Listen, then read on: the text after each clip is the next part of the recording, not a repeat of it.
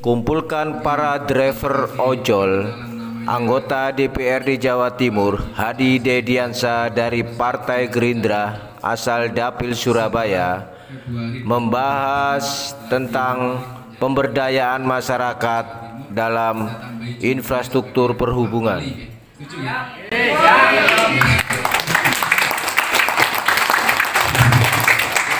Amin. Karena programnya tadi sudah sangat bagus dan tinggal diterapkan saja. Karena kalau kemarin belum terlaksana, belum janji-janjinya ternyata hanya bahasa Surabayanya gojek, wujui gitu. Nanti insya Allah Pak Dedi tidak wujui karena jenengan aja belum memilih kemarin di 2019, sekarang sudah diajak makan-makan di hotel. Ini kan luar biasa.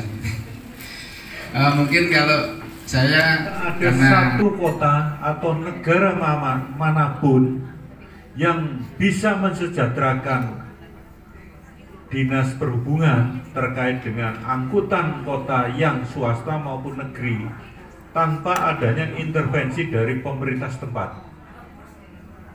Karena apa? Kalau di kota-kota maju, angkutan umumnya yang bertanggung jawab adalah penguasanya, kota. Jadi di sana tidak ada angkutan lagi yang sifatnya mandiri. Jadi bemo ada, angkutan kota ada, tapi bukan yang sifatnya mandiri. Semua dikendalikan oleh pemerintah setempat. Sama dengan programnya Jawa Timur. Ini kan Jawa Timur, belum di Surabaya. Transjatim itu diluncurkan dalam rangka untuk meringankan beban masyarakat. Karena apa? Jangkauannya agak tidak jauh seperti Sidoarjo Surabaya, Mojokerto Surabaya. Itu hanya dipungut biaya kalau tidak salah itu 5.000 dengan fasilitas yang layak, ber-AC, mobilnya bagus, penumpangnya nyaman dan tepat waktu. Karena apa? Armadanya disiapkan banyak.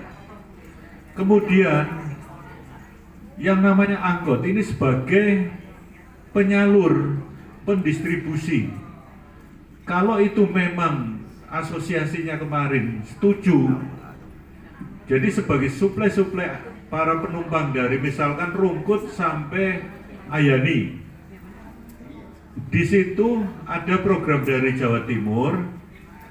Kalau berjalan walaupun tidak ada penumpangnya akan diberi subsidi, yaitu minimal ganti BBM. Tapi apa? Asosiasinya tidak paham gitu loh. Dianggapnya ada Transjatim itu akan menghapus, akan meniadakan. Bukan, maksudnya bukan gitu. Tapi akan diberdayakan, akan disubsidi. Walaupun tidak ada penumpang, tetap dikasih ganti rugi setiap kilometer yang bergerak. Jalan Indrapura, kebetulan sudah hampir 5 tahun ini ya Pak. Ini beliau memang sangat luar biasa ketika bekerja menjadi anggota DPR di Jawa Timur. Banyak sekali aspirasi-aspirasi masyarakat yang betul-betul Pak Dedi perjuangkan. Sekarang ini beliau di Komisi D yang urusannya tes.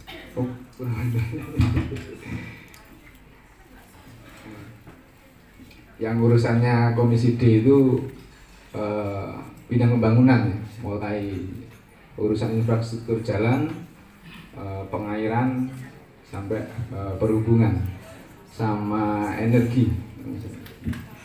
Saya akan memulai terkait ini untuk nambah-nambah pengetahuan aja lah. Baik data, fakta maupun penjelasan yang dapat dilihat, didengar dan dibaca yang disajikan dalam berbagai kemasan dan format sesuai dengan perkembangan teknologi. Kalau zaman perang dulu kan radio untuk menyampaikan informasi, kemudian berkembang menjadi televisi, kemudian koran cetak, dan sekarang adalah website atau media online.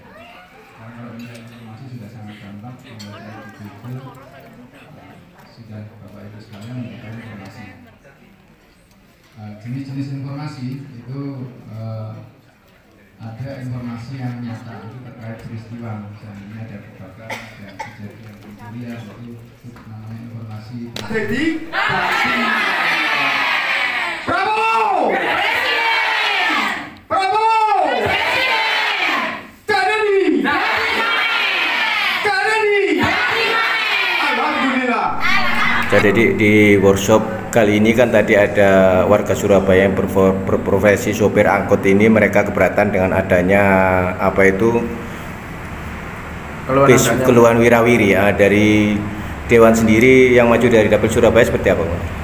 Ya, saya rasa teman-teman supir angkot Surabaya itu saya rasa wajar ketika menyampaikan terkait dengan keberatan, karena satu memang jelas akan mengurangi pendapatan mereka sehari-harinya. Apa yang menjadi terutama program Provinsi Jawa Timur dengan adanya pemberlakuan Trans Jatim 1 maupun Trans Jatim 2 ini adalah sebenarnya memberi wahana solusi, karena angkot-angkot yang ada di Surabaya khususnya itu kan menjadi feeder penyuplai dari teman-teman atau orang-orang yang membutuhkan sarana transportasi. Kalau menurut program Trans Jatim oleh DLAJ Jatim ini sebenarnya memberikan solusi-solusi, tetapi ada satu catatan, memang Surabaya itu kan sudah ada program yang namanya angkot wirawiri. Nah, ini belum ada kejelasan bagaimana tata aturannya, pemberlakuannya untuk rute-rutenya. Jadi kalau kami berpikir ya mestinya kalau program Jatim ini disupport, program Jatim ini bisa dikolaborasikan, sebenarnya akan memberi suatu keuntungan bagi para pengendara angkot.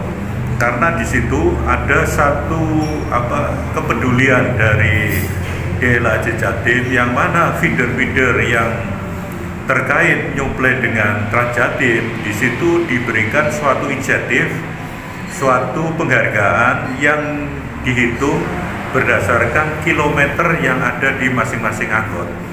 Tetapi memang belum ada kata deal dengan DLAJ Surabaya. Mestinya di sini dibutuhkan kerjasama antara DLAJ Jatim dengan DLAJ Kota Surabaya agar para angkot ini bisa dijadikan feeder, bisa dijadikan penyuplai penumpang.